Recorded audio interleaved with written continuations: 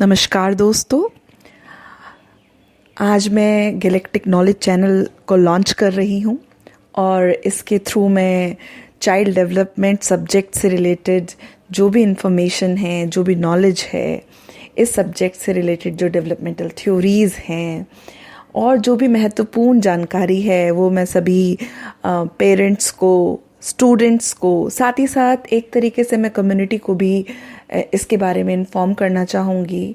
जो मैंने नॉलेज इसमें गेन करी है वो आप सबके साथ बांटना चाहती हूँ। तो आज जो मेरी पहली वीडियो है ये चाइल्ड डेवलपमेंट के बारे में मैंने एक बहुत ही बेसिक एक वीडियो बनाई है जो फंडामेंटल लेवल्स पर इसके कुछ जो फंडामेंटल्स जो बातें हैं, जो बेसिक बातें हैं चाइल्ड डेवलपमेंट की, वो बताती हैं। चाहे वो एक स्टूडेंट हो या फिर वो पेरेंट्स हों या फिर वो बच्चे हों, वो उन सभी के लिए ज़रूरी है जानना। सो चाइल्ड डेवलपमेंट के बारे में अगर हम बात करते हैं तो सबसे पहले हमें यह जानने की आवश्यकता होती है कि इसको जानने की आवश्यकता जो है या इसकी जो महत्वपूर्णता है वो क्यों है, हमें क्यों चाइल्ड डेवलपमेंट के बारे में जानकारी होनी चाहिए। So the first aspect is कि हमें सबसे पहले हमें ये जानकारी होनी चाहिए जो इसके कुछ प्रिंसिपल्स हैं, कुछ सिद्धांत हैं। ये एक बहुत ही साइंटिफिक सब्जेक्ट है जो कि पूरा रिसर्च स्टडी करके साइंटिफिक मेथड्स के साथ पढ़े जाने वाला सब्जेक्ट है और जो कि ह्यूमन के बारे में, चिल्ड्रन के बारे में एक साइंटिफिक अंडरस्टैंडिंग हमें प्रोवाइड कराता है। तो इसकी अगर हम नीड की बात करें या इम्पोर्टेंस की बात करें कि हम क्यों पढ़ रहे हैं, क्या रीजंस हैं इसके पढ़ने के पीछे, तो सबसे पहला रीज़न मैं यहाँ पे बताना चाहूँगी कि इस सब्जेक्ट की अंडरस्टैंडिंग से हमें यह पता चलता है, इसके सिद्धांतों से, इसकी थ्योरीज से हमें पता चलता है कि हर एक बच्चा यूनिक होता है। Every child is unique. तो हम किसी भी चाइल्ड के बीच में जो कंपैरिजन करते हैं, ये जो हम आपस में एक कॉग्निटिव कंपैरिजन करते हैं कि दूसरा बच्चा अच्छा है, आप ऐसा नहीं कर रहे हो, आप जो एक्सपेक्टेशंस रखते हैं बच्चे से, तो चाइल्ड डेवलपमेंट सब्जेक्ट हमें इसी बारे में बताता है कि हमें कब बच्चों से किस एज में कौन सी बातों की एक्सपेक्टेशंस रखनी चाहिए, कौन सी स्किल्स वो किस एज में एक्वायर करते हैं, कब उनका डेवलपमेंटल डिले हो सकता है। सो बेसिकली कि हम what to expect and when to expect, जिससे कि हम बच्चों के साथ रियलिस्टिक एक्सपेक्टेशन रख सकें। ऐसा नहीं है कि आप उनके ऊपर बहुत ही आइडियलिस्टिक बन के आ जाएं और एडल्ट्स की तरह बिहेव करना शुरू कर दें। नहीं, वो बच्चे हैं, तो बच्चों की जो साइकोलॉजी होती है, बच्चों का जो डेवलपमेंट होता है वो एक अलग तरीके से होता है, उसका एक अलग पैटर्न होता है। They are not similar like us. So अगर मैं नेक्स्ट पॉइंट पे आपको यहाँ पे जानकारी देना चाहूँ तो मैं बताऊँगी कि जो चाइल्ड डेवलपमेंट है उसकी जानकारी हमें इसलिए भी बहुत आवश्यक है क्योंकि ये जो सब्जेक्ट है ये हमें ये अंडरस्टैंडिंग प्रोवाइड करता है कि किस तरीके से हम एक स्टिमुलेटिंग एनवायरनमेंट क्रिएट कर सकते हैं जहाँ पे हम बच्चे को सर्वांगीण विकास के अवसर प्रोवाइड कराएं, उनको अच्छे से अच्छी अपॉर्चुनिटीज़ प्रोवाइड कराएं। यहाँ पे अपॉर्चुनिटीज़ का अर्थ आप कदापि ये मत मानिएगा कि मैं आपको कुछ पैसा खर्च करने को बोल रही हूँ, लेकिन अगर आपको अंडरस्टैंडिंग है कि एक पर्टिकुलर स्टेज में बच्चे की जो खेलने की क्या महत्वपूर्णता है, किस तरह के खेल बच्चे खेलते हैं, उन खेलों का किस तरीके से उनके माइंड पे, उनकी लैंग्वेज पे, उन सारे प्रकार के जो डेवलपमेंट है, जो सोशो इमोशनल डेवलपमेंट है या उनका जो पीयर प्ले है, वो किस तरीके से कोऑपरेशन करना सीख रहे हैं, उनका सोशलाइजेशन पे इसका क्या इम्पैक्ट है, ये सब नॉलेज हमें चाइल्ड डेवलपमेंट प्रोवाइड करता है। सो बेसिकली आपको इसके लिए चाइल्ड डेवलपमेंट देने के लिए प्रॉपर या जिसको हम सर्वांगीण विकास बोलते हैं उसके अवसर प्रोवाइड कराने चाहिए, जिससे कि उनका ऑप्टिमम लेवल ऑफ डेवलपमेंट होता है। हमें उनको पूरा दे रहे हैं कि भाई आप अच्छे तरीके से ग्रो करें। इसी के साथ साथ चाइल्ड डेवलपमेंट जो विषय है ये इसलिए भी बहुत आवश्यक है क्योंकि बच्चे डिपेंडेंट होते हैं। अब डिपेंडेंट होना उनकी कोई परेशानी नहीं है, डिपेंडेंट होना उनकी एक कैरेक्टरिस्टिक है, इस स्टेज की कैरेक्टरिस्टिक है। जब आप इस विषय को पढ़ते हैं तो हमें जानकारी होती है कि हम ये डिपेंडेंसी जो बच्चे की है कि वो आप पे डिपेंड है अपनी केयर के लिए, अपनी नीड्स की फुलफिलमेंट के लिए, सो वो उनकी एक कैरेक्टरिस्टिक है and we have to respect that characteristic. तो यहाँ पर जो प्राइमरी केयर टेकर पर्सन होता है, चाहे वो मदर हो या फैमिली के लोग हों, या फिर बच्चा अगर प्ले स्कूल जाता है या प्री स्कूल जाता है, वहाँ पे जो उनकी टीचर्स हैं उनको किस तरीके से बिहेव करना चाहिए, उनको किस तरह की लर्निंग एक्वायर करनी चाहिए, यह सारी जानकारी हमें चाइल्ड डेवलपमेंट देता है। इसी के साथ साथ हमें यह भी पता चलता है कि किस तरह की सेफ सराउंडिंग्स बच्चे के ऑप्टिमम डेवलपमेंट के लिए आवश्यक होती हैं। और साथ साथ ये भी है, हमें पता चल जाता है कि जब हमें उसके स्टैंडर्ड्स पता चल जाते हैं, एक वर्ड आएगा आगे, मैं आगे आने वाली वीडियो में ज़रूर आपसे इस चीज़ के ऊपर डिस्कस करूँगी, जिसको हम बोलते हैं डेवलपमेंटल टास्क। हर एक स्टेज में जो पूरा चाइल्ड डेवलपमेंट है, या जिसको हम ह्यूमन डेवलपमेंट बोल देते हैं, लाइफ स्पैन डेवलपमेंट भी बोलते हैं, यह बहुत सारी स्टेजेस में बटा हुआ है। मैं आगे बात करूँगी इसमें आपसे। और इसी के साथ साथ जब हमें पता होता है कि कब बच्चे से क्या एक्सपेक्ट करना है, किस एज में बच्चा बोलना शुरू कर देता है, लेकिन अगर बच्चा वो साइन नहीं दिखा रहा है तो हमें थोड़ा वेट करना चाहिए। लेकिन अगर हमें लग रहा है कि बहुत ही ज़्यादा डिले हो रहा है, तो हम वो डिले या डिफॉर्मिटीज़ को भी फाइंड आउट कर सकते हैं चाइल्ड डेवलपमेंट नॉलेज के थ्रू। साथ ही साथ ये चाइल्ड डेवलपमेंट विषय एक तरीके से जो मैं बताऊं यहाँ पे, तो ये बच्चे की पूरी वेलबींग को देखते हुए ध्यान में आया है, क्योंकि बच्चे एडल्ट्स की तरह नहीं होते हैं। बच्चों का डेवलपमेंट अलग होता है, लेकिन हमें अच्छे एडल्ट्स बनाने के लिए, अच्छे एडल्ट्स जहाँ पे वो फिजिकली फिट हो, मेंटली फिट हो, सोशली फिट हो, और जहाँ पे वो पूरा अपनी जितनी भी उनकी कैलिबर है, जितनी भी उनकी कॉम्पिटेंस है, उसका फुल यूज़ कर पाएँ जाके। तो ये सब बातों का ध्यान रखते हुए हमें चाइल्ड डेवलपमेंट विषय को पढ़ने की आवश्यकता है यहाँ पे। सो अगर हम चाइल्ड डेवलपमेंट की बात कर रहे हैं और डेवलपमेंट वर्ड बार बार आगे आ रहा है, तो यहाँ पर दो बहुत ही इम्पॉर्टेंट वर्ड्स आ जाते हैं जिनको मैं आपके साथ बताना चाहूँगी। एक है ग्रोथ और दूसरा है development. So what we understand by growth, so growth refers to changes in height, weight, body size of a person. And अगर मैं बोलूं कि ये एक तरह की वृद्धि है जो बढ़ रही है, जो लेकिन एक टाइम के बाद तो 18 साल या 20-21 साल तक वेरी करता है, इंडिविजुअल टू इंडिविजुअल वेरी करता है, कब किसकी हाइट बढ़ रही है, कितना बढ़े, लेकिन एक स्टैंडर्ड पीरियड है। ऐसा नहीं है कि 14 ईयर्स में आके आपकी हाइट बढ़ना ख़त्म हो जाएगी। ये एक पर्टिकुलर पीरियड है कि जब आप एडोलेसेंस की एज तक पहुँचते हैं, तब आपकी आपकी जो ग्रोथ है, फिजिकल ग्रोथ है, वो एक तरीके से मैच्योरिटी लेवल पे वहाँ पे पहुँचकर एंड हो जाती है, और इसको मेजर किया जा सकता है। तभी मैंने यहाँ पे मेंशन किया है कि इसमें क्वांटिटेटिव चेंजेस होते हैं जिसको आप मेजर कर सकते हो। लेकिन जो डेवलपमेंट है, डेवलपमेंट एक लाइफ लॉन्ग प्रोसेस है, it is a continuous process. Development में अगर हम बात करें तो मैच्योरिटी आती है। डेवलपमेंट एक एवर इवॉल्विंग फील्ड है, इसको आप खुली आंखों से देख नहीं सकते, लेकिन हाँ महसूस कर सकते हैं। जब कोई आपको उस तरीके से आंसर देता है, लैंग्वेज में जो एब्स्ट्रैक्शन है, जो कॉग्निटिव लेवल पे जो चेंजेस हो रहे हैं, वो सारी बातें डेवलपमेंट के अंतर्गत आती हैं। तो डेवलपमेंट जो है एक बहुत ही orderly and progressive series of changes हम बोलते हैं वहाँ पे, जिसमें क्वांटिटेटिव एंड क्वालिटेटिव दोनों का ही मिक्सचर होता है। और साथ ही साथ जो डेवलपमेंट है, जिसको हम विकास भी बोलते हैं, डेवलपमेंट में को अफेक्ट करने वाले बहुत सारे फैक्टर्स भी होते हैं जो डेवलपमेंट को अफेक्ट कर सकते हैं। इसके बारे में मैं नेक्स्ट वीडियो में बात करूँगी।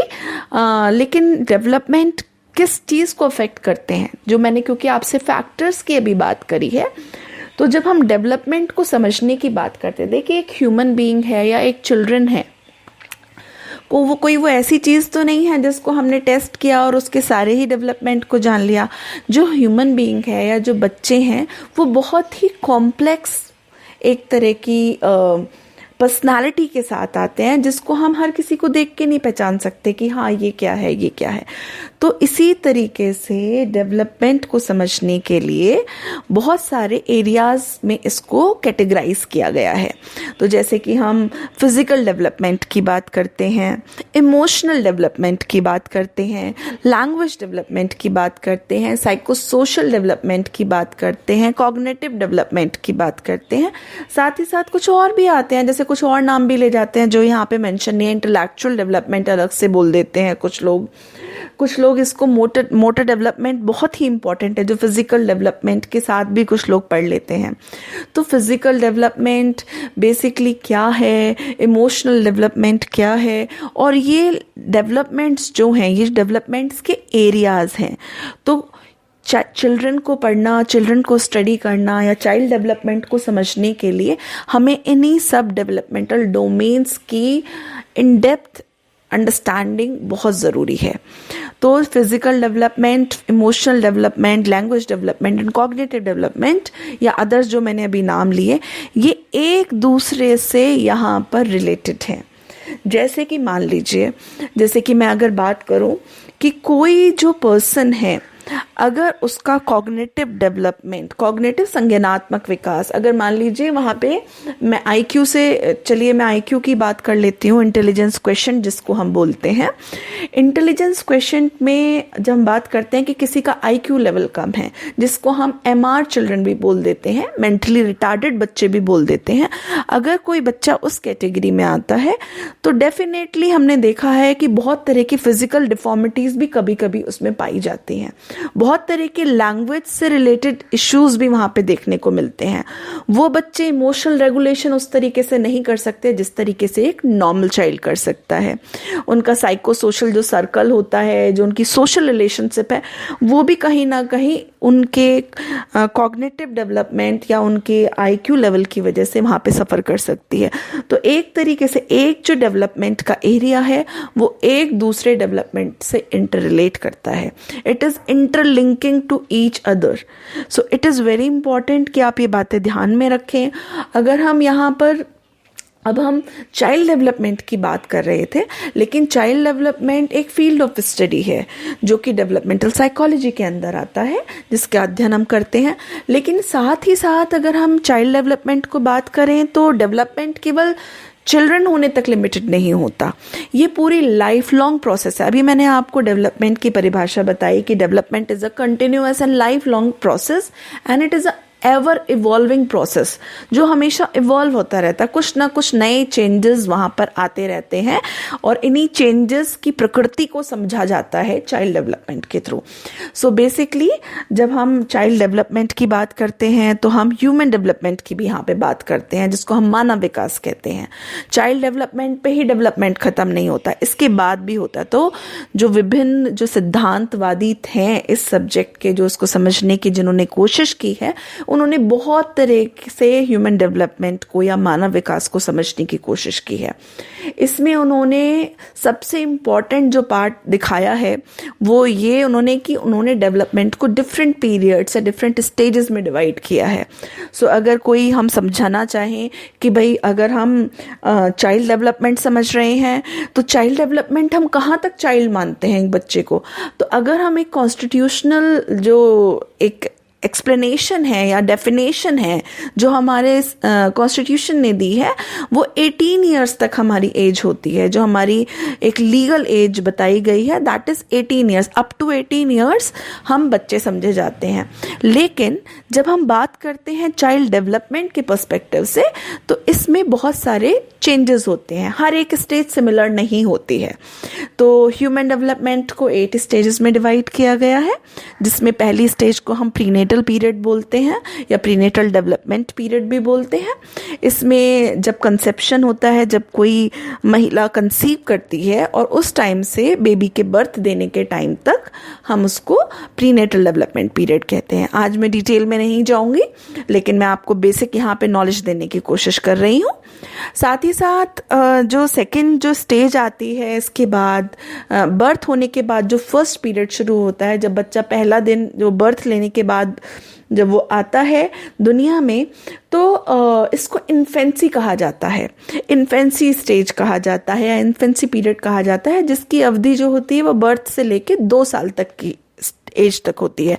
और इसमें बच्चा बहुत ही अलग अलग तरीके की डेवलपमेंटल टास्क उसकी होती हैं जो वो उनको पूरा करता है। पूरी प्योर डिपेंडेंसी स्टेज होती है, लेकिन इसमें भी बहुत तेज़ी से डेवलपमेंट होता है। ब्रेन का डेवलपमेंट बहुत स्पीड से होता है। तो कैसे होता है, क्या होता है, वो सारी बातें मैं आपको बाद में बताऊंगी। आज मैं आपको बेसिक स्टेजेस के बारे में जानकारी दे रही हूँ। जो थर्ड स्टेज हम बोलेंगे that is early childhood stage, जिसको हम प्ले स्कूल स्टेज भी बोल देते हैं। जब आपके बच्चे प्ले स्कूल में जाना शुरू कर देते हैं, ये 2 से 6 ईयर्स का पीरियड माना जाता है। फिर इसके बाद आता है मिडिल चाइल्डहुड स्टेज, और ये 6 to 12 ईयर्स का पीरियड है। And then adolescence period, adolescence जिसको हम किशोरावस्था भी कहते हैं हिंदी में। किशोरावस्था का जो टाइम है वो प्यूबर्टी पीरियड से शुरू हो जाता है, जहाँ पर लड़का या लड़की अपने सेकेंडरी सेक्स कैरेक्टरिस्टिक्स को दिखाना शुरू करते हैं और उनमें चेंजेस आते हैं। बहुत प्रकार के चेंजेस देखने को मिलते हैं, जैसे आवाज़ का भारी हो जाना, या फिर उनकी जो शोल्डर्स होते हैं बॉयज़ के वो ब्रॉड हो जाना। तो बहुत तरह के चेंजेस देखने को मिलते हैं। ऐसा नहीं होता कि केवल बॉडीली चेंजेस देखने को मिलते हैं, बहुत तरह साइकोलॉजिकल लेवल पे भी चेंजेस होते हैं, जहाँ पर वो अपनी आइडेंटिटी के लिए बहुत ज़्यादा कंसर्न होते हैं। हु एम आई? इसके बारे में बहुत सारी थ्योरीज हैं, मैं बाद में बात करूंगी। आज मुझे लगता है कि इसी पे फोकस करना चाहिए। जो नेक्स्ट स्टेज हम बोलते हैं उसको हम इमर्जिंग एडल्टहुड भी बोलते हैं, इमर्जिंग यंग एडल्टहुड भी बोलते हैं। और ये स्टेज होती है जब एक पर्सन पूरी एजुकेशन लेने के बाद पूरा रिस्पॉन्सिबिलिटी लेने के लिए तैयार होता है, तब उसका डेवलपमेंट किस तरीके से जाता है, क्या क्या उसकी रिस्पॉन्सिबिलिटीज़ होती हैं, कैसा उसका डेवलपमेंट होता है, क्या एक्सपेक्टेशन होती है, ये उसका बेसिकली है। And it's very from culture to culture. 25 to 40 years भी बोल सकते हैं, कभी कभी 25 to 35 भी होता है। तो ये तो जो भी सिद्धांतवादी हैं उन्होंने अपने अपने जिस जिस कल्चर को स्टडी किया उस कल्चर के पर्सपेक्टिव से ये बातें करी हैं। बेसिकली एक एवरेज अगर हम मान के चलें तो 40 ईयर्स तक हम कहते हैं। Then middle adulthood, middle adulthood एक टाइम होता है जब आपके बच्चे हैं, आप उनकी पूरी एजुकेशन पे इन्वेस्टमेंट कर रहे हैं, आप उनको पढ़ा रहे हैं, जिम्मेदार बना रहे हैं, साथ ही साथ आप भी बहुत ज़्यादा काम में इंडल्ज हैं, आपकी रिस्पॉन्सिबिलिटीज़ बहुत ज़्यादा होती हैं वहाँ पे। साथ ही साथ बहुत तरह के चेंजेस भी आपकी बॉडी में भी आ रहे हैं, साइकोलॉजिकल लेवल पे, सोशल लेवल पे।